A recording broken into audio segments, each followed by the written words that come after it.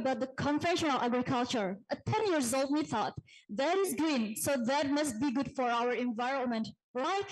Well, sadly, that is not the case because our conventional agriculture, in fact, has several drawbacks to the environment due to the land clearance, pesticides needed, tremendous freshwater consumption, and nutrient loss. And for those reasons, our agricultural activities threaten around 5,000 species.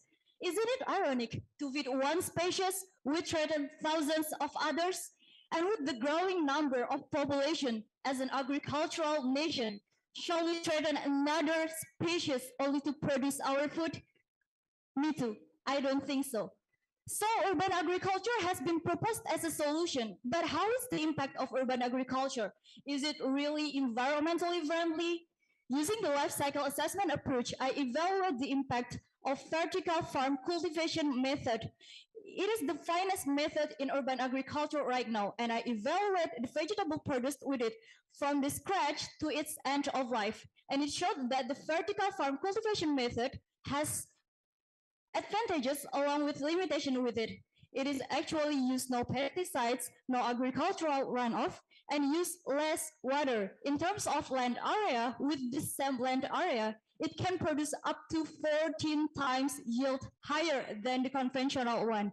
And in terms of material use, it used 99% less fertilizer than the conventional impact.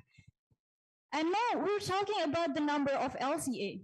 The CO2 was used to represent the global warming potential impact, and it showed that in Southeast Asia, in my study, a company is to produce one kilogram of vegetable, it actually generates 5 kilograms of CO2 impact.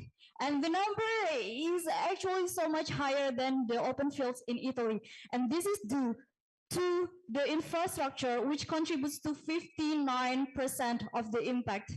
And one interesting finding is among producers which also use vertical farm cultivation method in Norway and Sweden, the number is very a lot, and the number from the study is in between. The study shows that cultivation method and production system have significant impact to the global impact.